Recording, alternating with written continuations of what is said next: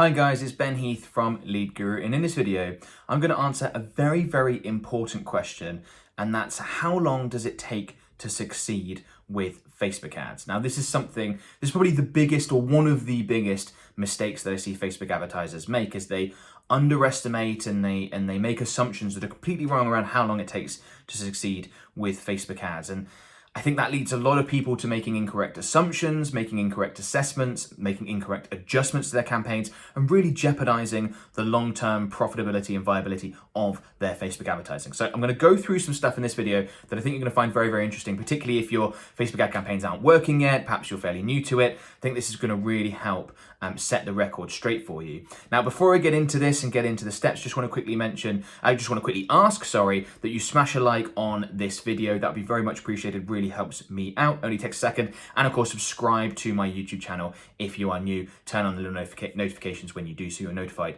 when I release new Facebook advertising related content. Okay, now you've done that for me. Much appreciated. Thank you for doing that. And let's get into this now. Okay, so what I've done is I've just brought up a very simple spreadsheet. I've got some columns here, and I'm just going to have a look at this over, 4-month period, let's say 16 weeks. We might add on and go a little bit longer. And we've got a few different columns here. So just quickly explain what I'm going to be talking about here. So we've got ad spend, fairly self-explanatory. Initial revenue, so what I'm talking about is the first transaction that you have with the customer.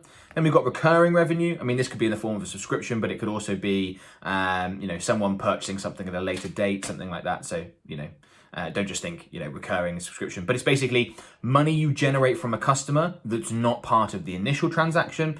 And then we've got ROAS, which stands for return on ad spend. So, we spent X amount, we got X amount, we spent X amount, we got Y amount back. What's our return on ad spend? What's our return on that investment? So I'm going to go through this. Now, what I'm assuming with this setup here is that you are a relatively skilled Facebook advertiser.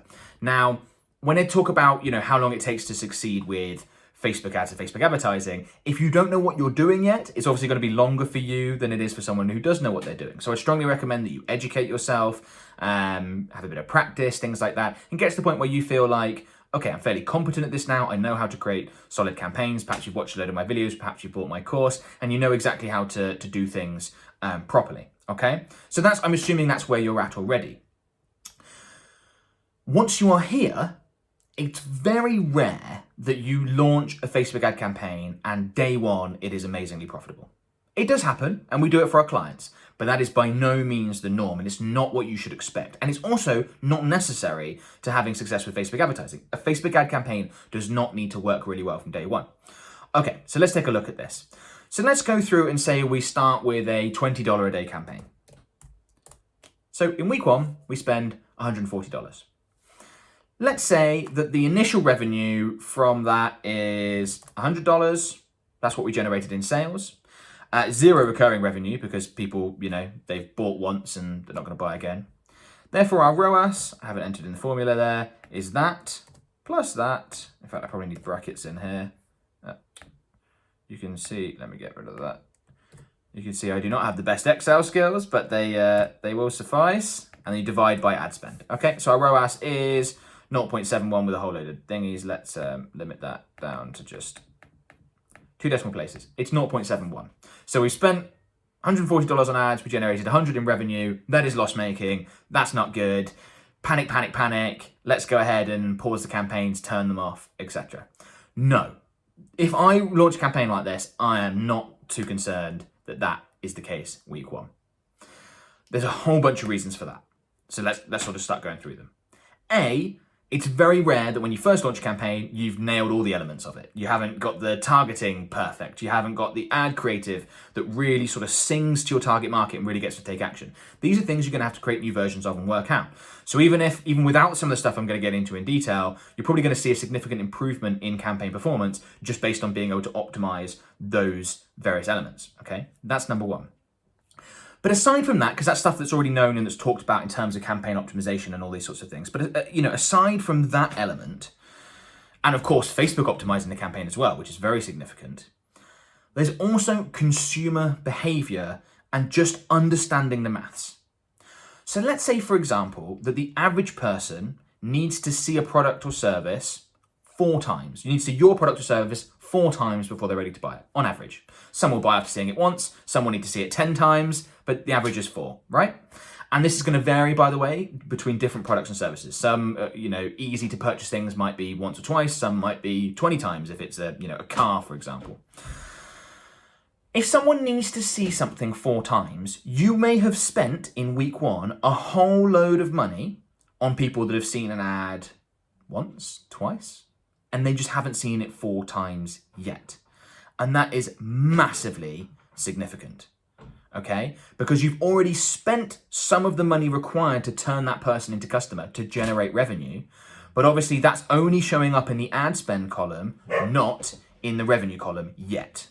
So if you're looking at your results right now, you've run a week, just at the end of week 1, you've got ad spend and then you've got revenue. These two numbers aren't, they're not representative because you've spent some money that you haven't yet generated the return on that money, okay? So that's the first thing. Do they need to see it a bunch of times? And perhaps a whole load of people have seen it a couple of times, but just not enough yet. Let's say 2 out of 4 times. And a lot of those people will see it over the subsequent weeks. The other thing to factor in is that how long after someone interacts with an ad do they purchase on average? Sometimes even e-commerce businesses that will say things like, and I was speaking to so many e-commerce business owners, and I say things like, oh, everyone purchases the same day that they see an ad. That is absolutely not true. In most e-commerce businesses, you're going to generate perhaps 50% of your purchases are from people that see an ad and then purchase within 24 hours. But the other 50% are going to come from people that purchase more than 24 hours after they've seen an ad. So they might see an ad on Monday and purchase on Thursday. Perhaps they were busy on Monday. Perhaps they wanted to check with someone else whether they thought that was a good product or not. Perhaps they wanted to do a bit of product research into your competitors. All sorts of things get in the way of them purchasing immediately. It's not how people work in the real world. Time's required to get them to that purchase point. But let's say, on average, it's 3 or 4 days later. If you assess results after week 1 and the average person or 50% of the people that buy purchase more than, let's say, 48 hours after they've interacted with an ad, you've also spent money already on people that are going to buy, they just haven't bought yet. So you've incurred the cost, but you haven't generated the results for it. And the only thing that's required to get you those results is just time. You just got to give it a bit more time.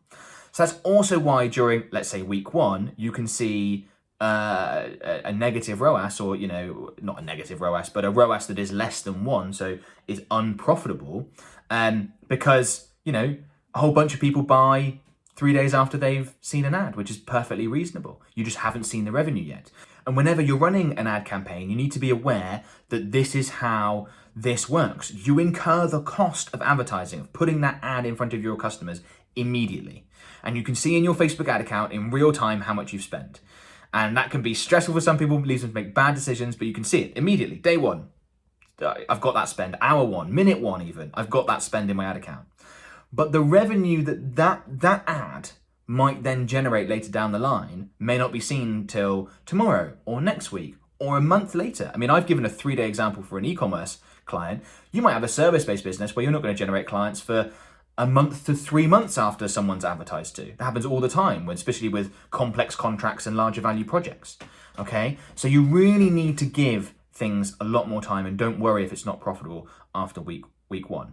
Now, if we didn't run, I'm going to give you a few examples here. If we didn't run any more ads, let's say we switched off our ad campaign and just enjoyed what came through from this campaign, we might see that another $60 comes through on week 2, no ad spend, another $60 comes through on week 2. And perhaps we get, a little bit of recurring. And then perhaps on week 3, we get a little bit more from someone who saw an ad during this week because they waited 2 weeks to buy. And perhaps there's a little bit more recurring again. And then perhaps there's a tiny little bit more recurring, and then it's a 0. Okay? If you add all that up, all that revenue there can be attributed to this week's ad spend. It just hasn't come through yet. It's just as simple as that. And actually, if you've run historic campaigns in Facebook that, let's say, a few months old, they were turned off, go back and have a look at them now. I've done this so many times where we've run a campaign, let's say we were advertising for a client and they need a ROAS that's above a 3 to be profitable, all right? And we might run a campaign and it's, sitting at like a 2.6, 2.7. We're like, it's not quite working. Let's turn this off and then let's go and create a whole bunch of new stuff and test that. But if you check that in 3 months' time, for a lot of businesses, that same campaign that was turned off 3 months ago that generated a 2.6x ROAS when you were looking at it in real time, you can go back in 3 months' time and take a look and see, oh, the ROAS of that campaign is now a 3.2. Because of once you turn that campaign off, the cost stopped there, but the revenue carried on. So you generated a whole bunch of new sales for the next, let's say, week, 2 weeks, month after the campaign's been paused. And that is so important. So really factor that in. You can see that this ROAS now, my spreadsheet won't work it out for us, but what do we got there? Another 35. We basically doubled, we've gone from $100 to $195 on that first week's spend, which takes us from 0.7 to, if we just added that up in there, 295 and got rid of these, because that's what these other revenue numbers total, to a 1.34 ROAS, okay? Still might not be good enough for you, but you can see that's a huge difference between those two numbers, right? Okay, so there's just so many factors that go into this. I really want to pass them out. So what have we got already? We've got the fact that some people buy a number of days or weeks or months after they've seen an ad, right? You need to factor that in. We've got the fact that some people need multiple ad impressions, multiple exposures to be ready to buy. Perhaps they're not going to buy after they see it once. They're going to buy after they've seen it 8 times. This will depend on your product and service. And as a rule of thumb, by the way, guys, with all these things, lengthen the time frame. If you have a higher value product or service, something that's more expensive, people do not buy houses on the same day that they see an ad for them. That process takes months, sometimes years, okay? Because it's a house, it's a huge decision. You can shorten the time frame if you're selling a $10 product, $20 product, because people can just make that decision, buy easily, don't have to worry about it, okay? So just keep that in mind. Right, so let's say that. And let's say we keep the ad spend at $140, $20 a day. Now, let's say we've made a couple of little adjustments to our campaign. Facebook's learned a bit. So from the same 140, exactly the same, we've generated this time instead $130, right? Okay, we've got $130. Now, we also need to add in the fact that there are some people that are advertised to in this week that will purchase in this week. You then deduct the people that are advertised to in this week that are going to purchase in this week, okay? So that's roughly going to wash its face, usually going to be slightly positive. So let's just take us up to 140, something along those lines, okay? Now, let's say we got month 2, we're starting to kick out some nice recurring revenue. So let's say out of, let's say that's 10 people that bought a $10 product.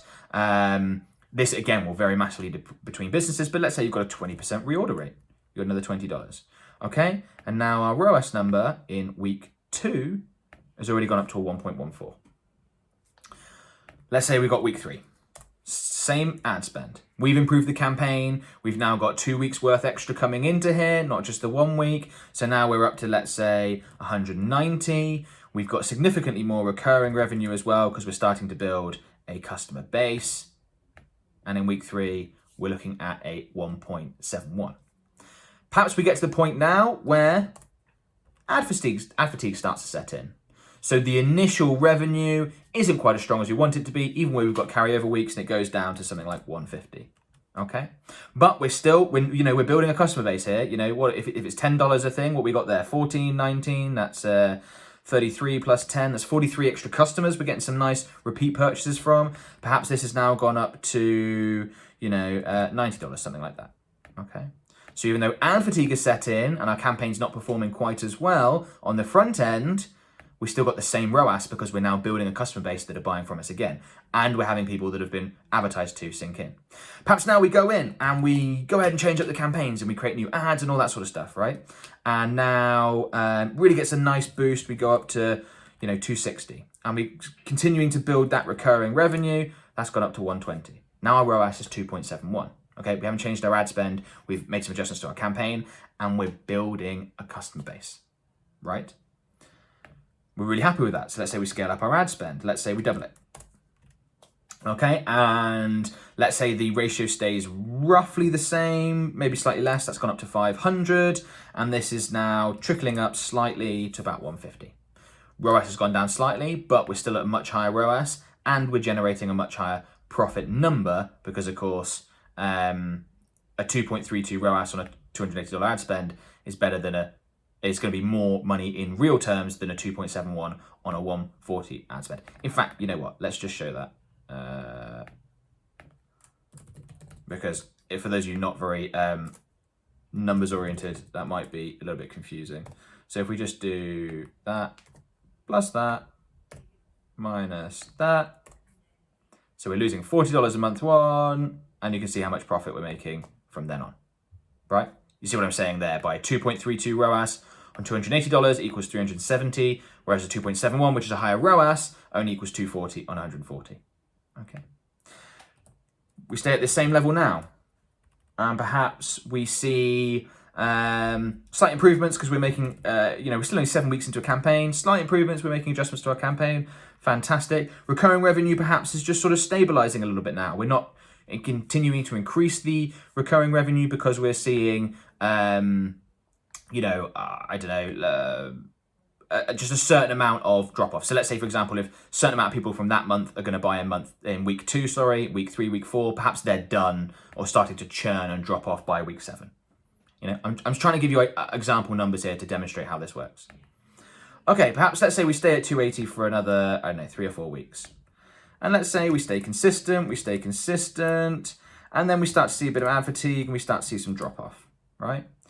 And then because we're still building a customer base, our recurring revenue is ticking up slightly. And then when we see a bit of a drop off here, let's say it just stays the same. So you can see we've increased in profitability there, and then it's gone back down. I don't just want to show you this goes up and up and up, because it doesn't. These things change. Now, week 12, we've been working on a brand new product. We have acquired, in fact, let's work it out. So if we do sum of this, let's say it's $10 of revenue per customer, right? Divided by 10. We've generated 400 new customers. 400 new customers. And we're about to launch a new product, a higher value product. Okay, we're going to keep our ad spend the same. And this could be a service. This could be a different way of doing things. This could be a finance option for your service. This could be all sorts of something. Something new you can go back to your old people and really advertise to them. And perhaps so many of them, you can spending a significant proportion of your ad spend, we're only at $40 a day here, significant proportion of your ad spend on retargeting. And instead of generating 480, you generate 860. It just jumps up massively. This is not unrealistic in the slightest. This happens all the time because we're building a customer base, and it's so much cheaper to get those 400 people to buy something else, buy from us again with the same amount of ad spend. And let's say our recurring goes up big time as well. Now you're up at over a 4x ROAS. Now, maybe you needed a 3+ ROAS for this campaign to be really, really profitable for you and work really well. Well, you can see that it took us 12 weeks. It took us 12 weeks with this ad spend. Now, yes, you could probably speed up that process significantly if you're willing to spend more, but assuming you're operating with lower budgets here. But maybe it takes 12 weeks, and that is the whole point of this video that I'm recording right now. Maybe it's gonna take your campaign 12 weeks before you've built up the customer base, before you've advertised to enough people in your market for you to see a very nicely profitable ROAS. But here's the thing, if you're not willing to go through the initial 12 weeks, you can miss out massively. Because from 12 week onward, let's say we keep it, the same, this new product's still crushing, we got building recurring revenue really nicely, we're making $1,000 a week, great. There's no reason why this ad spend needs to stay at 280. You jump that up to 500, you're still generating a really good return, your recurring's going up nicely.